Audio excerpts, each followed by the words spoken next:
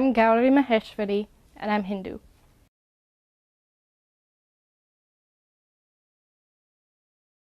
I would define religion as the study of the spirit and of how everything came to be.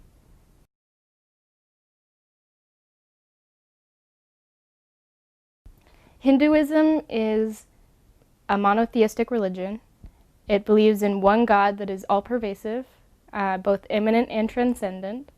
We believe in karma, which is the universal law of cause and effect.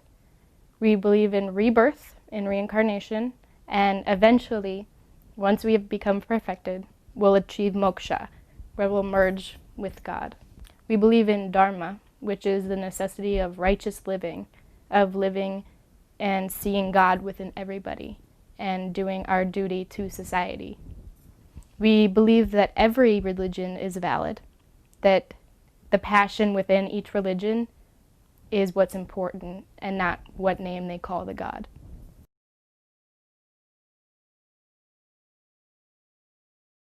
The soul is essentially one with Brahman already.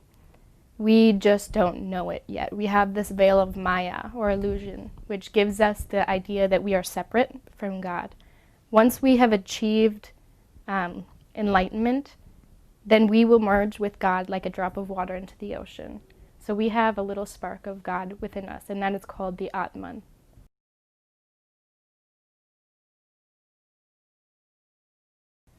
We have a lot of sacred texts. We have the Vedas, which are the most important texts. They came from the rishis, or the seers, in ancient India.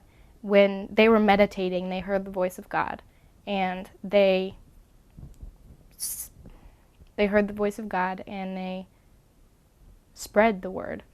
And it finally became written down after thousands and thousands of years. We also have the epics like the Mahabharata, which has the Bhagavad Gita in it. And those capture the essence of what the Vedas are about and bring it to a level that everyone can understand. We have the Upanishads, which were written by saints in the forest. They would go alone and meditate and write down what they thought and what they felt. And those are deeply mystical and spiritual and require a lot of study. The Ramayana has Ram and Sita and Hanuman, who show us how to be good people. And it applies in every era. The stories are so universal that whenever we have a problem, we can just look to that text.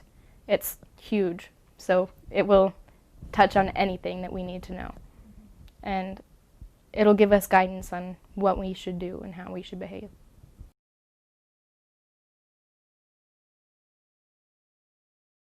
Unlike the Western religions, we do not believe in an intrinsic evil.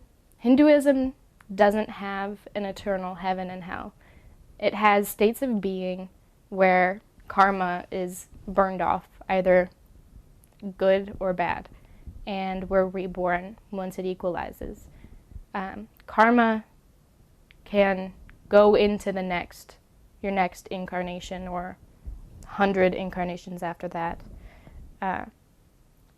There is no place that non-believers will go. If you have faith, then you're a good person, then you achieve good karma. In Western religions, the universe is created once and we will be destroyed once. In Hinduism, the universe is constantly being created, preserved, destroyed, and recreated. There is no heaven or hell. Everyone has one path, and that is towards God. Each person will have different bumps in the path. Some may take more lifetimes to achieve it. But no person, no soul, will be denied oneness with God.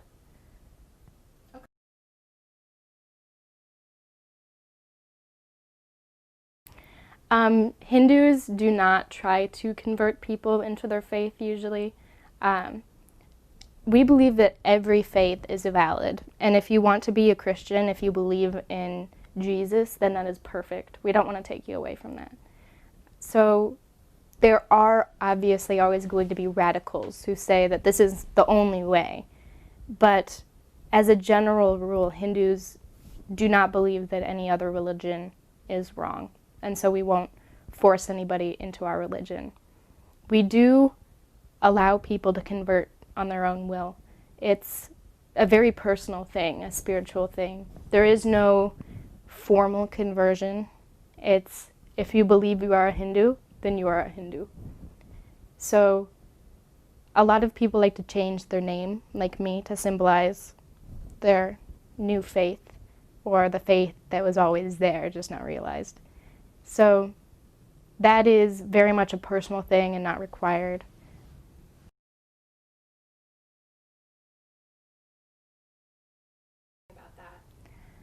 Well, I was raised Catholic and I never really connected with it.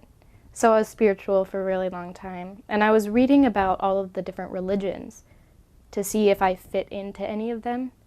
And once I started reading about Hinduism, my mind just opened. I was like, wow, I believe this. This is amazing. I didn't think anybody else really believed what I believed. So I kept reading and reading and reading.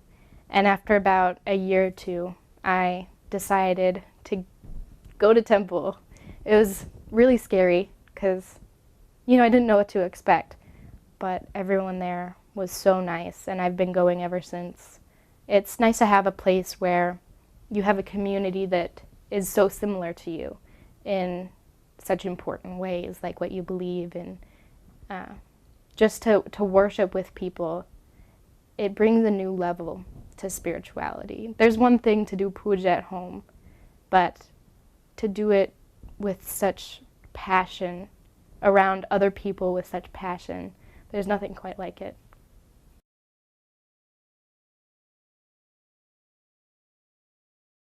There are a lot of misconceptions about Hinduism. One is that we are polytheistic. We do believe in one God that takes many different forms. And once you get to learn more and more about Hinduism, it becomes really apparent. We also don't worship idols necessarily. We do understand that that is a stone, and somebody carved it, and it's just a stone. But we need those tools to help us conquer our mind. Our mind wanders incessantly. So during the puja, we have something to concentrate on. We have something to shower our affection on. It's hard to develop this love within you for God when you have no place to really put it. You're just like, I love you. So we do that, and also the bells ringing helps focus us and clear our mind. Loud noises just kind of point the mind towards what it's supposed to be doing, and the incense puts us in a good mood. So it's all of the stuff that we do, all of the rituals we do are tools to help us find God within ourselves.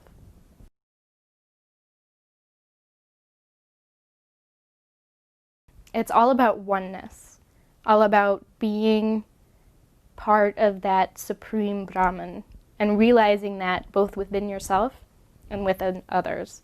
And by doing that, everything else will fall into place. If you see God within everything, you'll act right. You'll do the things that you need to do.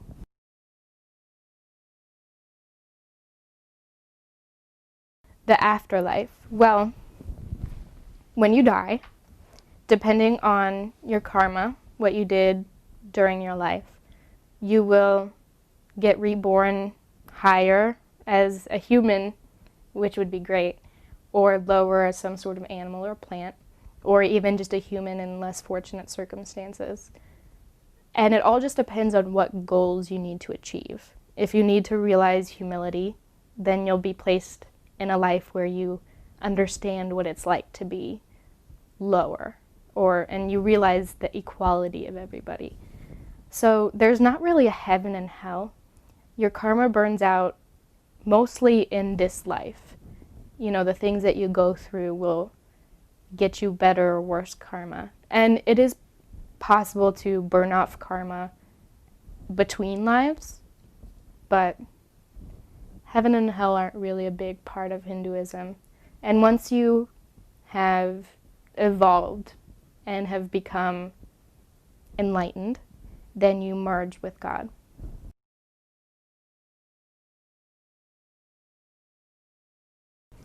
Well, Hinduism is very much a way of life rather than just a religion. It comes into every aspect of your being, what you think, how you feel, what you do. It's made me very humble when I realized that God is both within me and that rock and that piece of grass and that little bug. I am so thankful for everything, and it makes me a kinder, gentler person, since ahimsa, or nonviolence, is such an important part.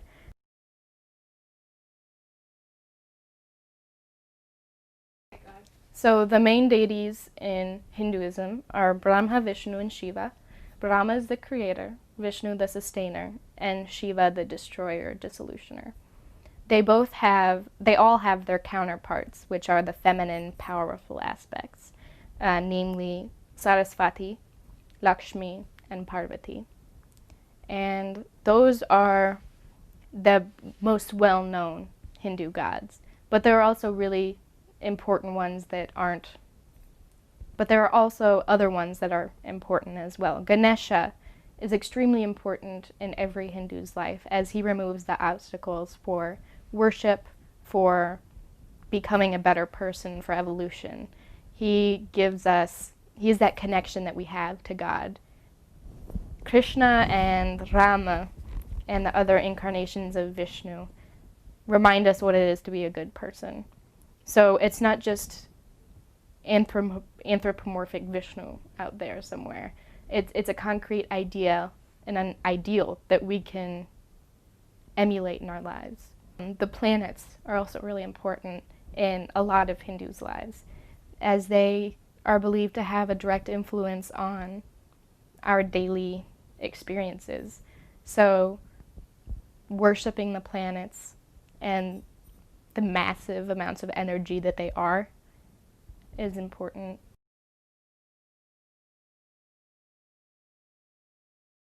How would I characterize God? At its essence is Brahman. God is not characterizable.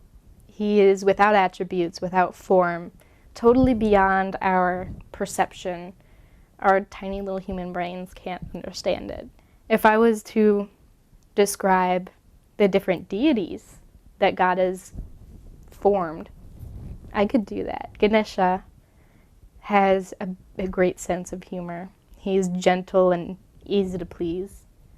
Vishnu is full of love and compassion, and Shiva is strong in the most soft ways, if it makes sense. He's like water that wears away the stone.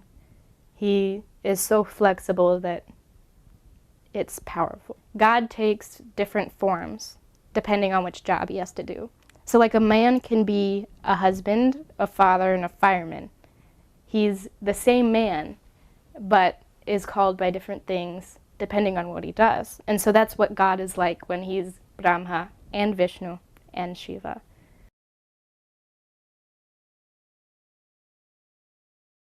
Why do I believe in God? I've never really given it thought about why. I feel it's kind of self-evident to me. And I know to a lot of people it isn't rational, but in my mind it makes total sense how nothing could become something, how all this science forms what we are, how little atoms stick together and form you and me. And everything I see and experience and learn just solidifies that belief that there's something. Now, why Hinduism? I could be wrong. I could definitely be wrong. But it connects with me, and I just believe it. There's something unexplainable about that connection with you and God.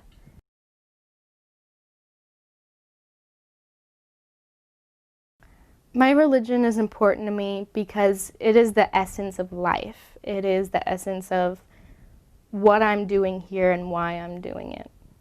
It gives me purpose in what I accomplish, whether it's something little like getting a good grade on my test or something big as in like changing the world in some sort of way.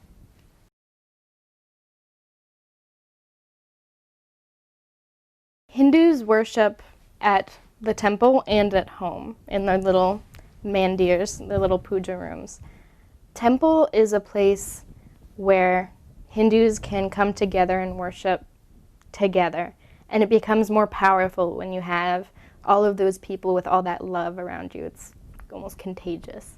And we treat God like a king at temple. We perform abhishekam, which is a bath of all the sweetest liquids we have. We give him our best food and our best flowers. We give him incense and chant his names, and that helps us to bring out that devotion that is within us, bring out that connection to God. And when there's other people there, the vibrations are just stronger and stronger.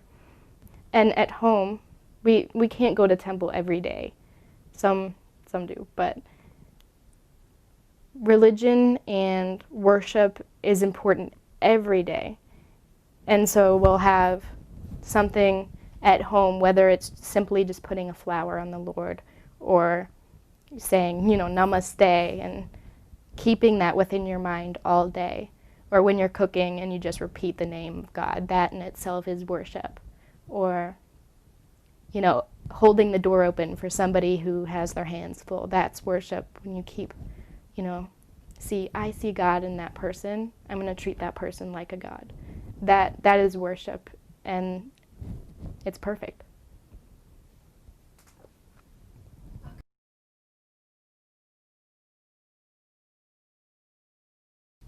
A puja is where we treat God as best we can to show our devotion. How can you really express how much you love somebody? You do it through action, and so that's what we're doing. We have the murti, the idol, that we can focus our devotion to, and we treat it as best we can with all the, the bells and whistles to help us get that devotion out. And a puja is where we focus our devotion to God. And it can be in any form. It can be simply, chanting God's name with incense or flowers. It can be 3-hour long, mantras and bhajans and different hymns. It can be full abhishekam or just a simple light going around. It takes whatever form the devotee needs it to be, because the puja is really there for the devotee it's a structure for us to worship with.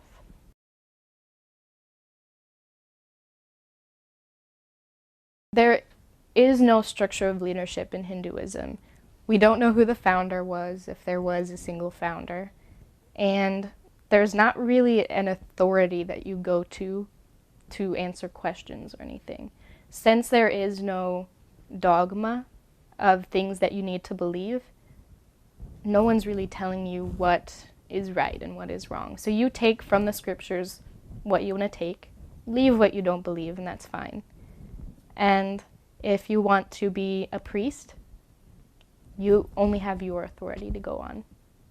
People will have to trust you so you can get a job, but no one can tell you what to believe or what to do, or if you can be a priest or if you can't be a priest.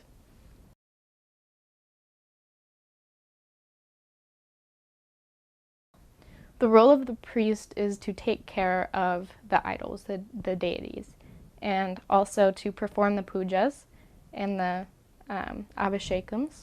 He or she chants the Vedas, different excerpts from the Vedas, the mantras and everything. They know what they're doing, and they know the mantras have vibrations, and so they bring with those mantras great vibrations into the area.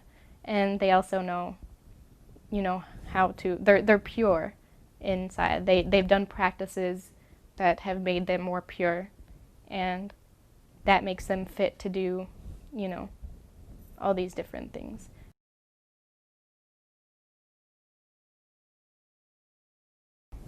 What is the meaning of life? The meaning of life is to evolve. And, well, God has refracted into so many colors, and he is painting a masterpiece.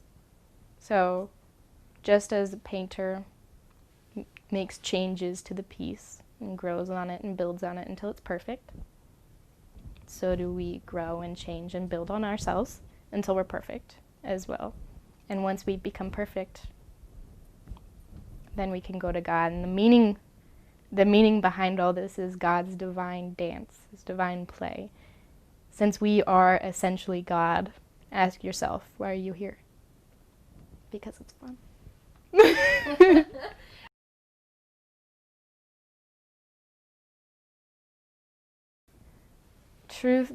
The only true thing is God. Oh man, what is truth? We don't really know what the truth is, honestly. We try to know, and we get really close to it, but there is no one truth. The truth is different for everybody in different situations. The truth for me 10 years ago is different from the truth to me now, but they're both still the truth.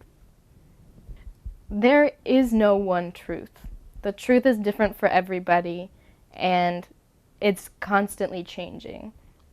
My truth and your truth are different, yet there is still the truth, and there can't just be one truth in the universe.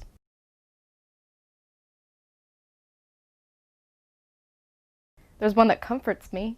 That's great. It's actually not a scripture, it's from a hymn, and it's Chandrasekhara Mashtraye Mama Kim Karishyati Vayamaha, which means, I take shelter in Shiva, so what can death do to me?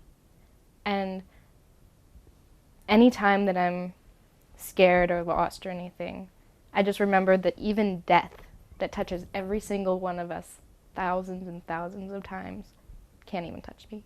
So why am I worried about any of this?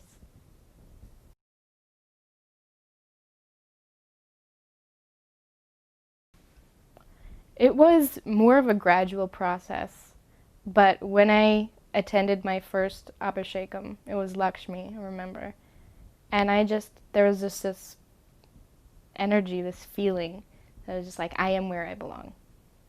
And it's not really explainable, and it had no trigger, really.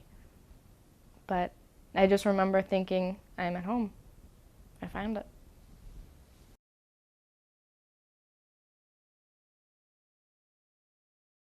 Ooh, this is a tough one. Kind of talked about this. Yeah. Men and women in Hinduism. In the religion itself, there is no difference. In the culture of Hinduism, there can be a difference, especially when you go back. It changes over time. The role of women and men in Hinduism in the very beginning, right when the Vedas were being composed, there was no difference.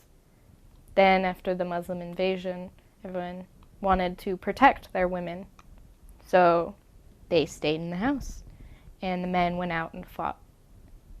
That created a culture where there was a separation between men and women, that the women had this place, they needed protection from this outside force, and it became common to think that women weren't powerful anymore, which is totally opposite from Shakti. The very meaning of the word, the feminine, is power. So when we think about men and women in Hinduism, there is a big divide between what is really their purpose, and their purpose is being human no matter what gender they are, and what people think from what their fathers and their fathers' fathers taught them. So now we're trying to get rid of this old view on gender and the roles of gender because it's outdated. We don't need it anymore. We've changed and we've grown. It might have had a purpose back when. Good job, by the way. They might have had a purpose back when, you know, there were things to protect their women from, but nowadays there's just no reason for it anymore. And almost every Hindu would agree that women and men are the same. Okay. There are always going to be radicals who, you know, take things and bend them and say women meant for here, women can't touch the idols, women can't read the books, women can't do this and that and this and that. But that has no foundation in the Vedas, in any of the scriptures. That has no basis.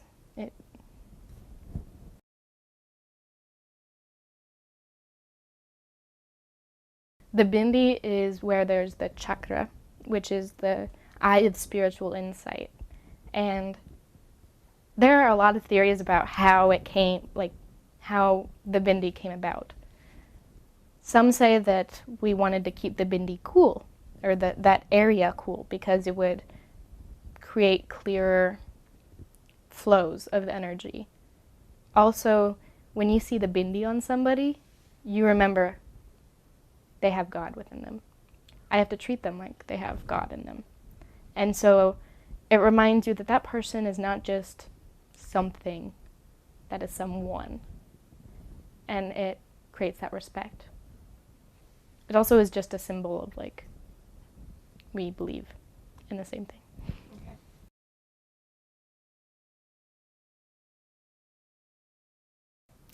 The end goal to Hinduism is moksha, liberation from life and death, and merging with God, which is the most delightful thing there could be.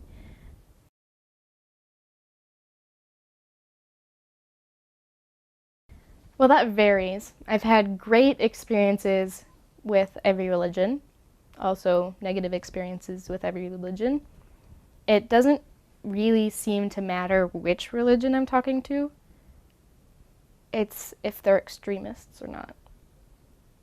There are a lot of Christians that I know that don't really see a difference between us. That we're two people that have a religion, that believe in God, that spread peace and love. And so that's great. And there are other people who say, you're wrong, you're a pagan, you know, you're all these bad things. Satan has captured you into his claws. If Satan has claws. If Satan has claws. Good metaphor, though. Thanks. And so it really depends. I don't see any relationship between which religion I'm talking to, and I've had great experiences with a lot of people and bad experiences with some people. Okay.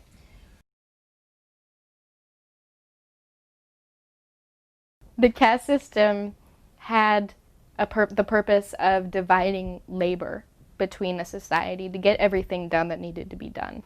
But also it wasn't really as rigid as we would think of it as. It's more, are you a warrior at heart?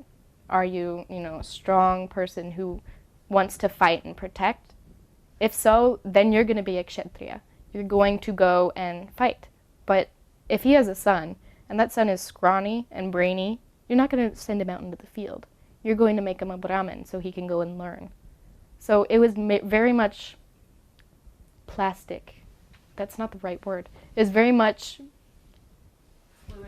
fluid. It was very much fluid in the beginning, and it depended a lot upon your soul, what kind of spirit you had, and what your desire was. If you have a passion about something, you're going to do it a lot better than if you don't.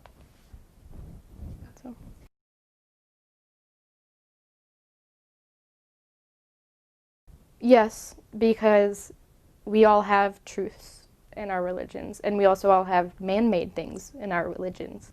So, we interact with people of all religions every day. We need to know how to respect them, how to relate to them, and it's also just common courtesy, really. And religions in Hinduism, it it doesn't matter what religion you are. So why not learn about them?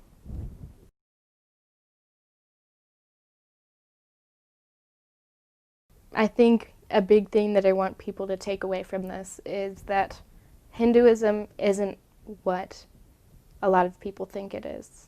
It's very much similar to the other religions, and it's very deeply spiritual.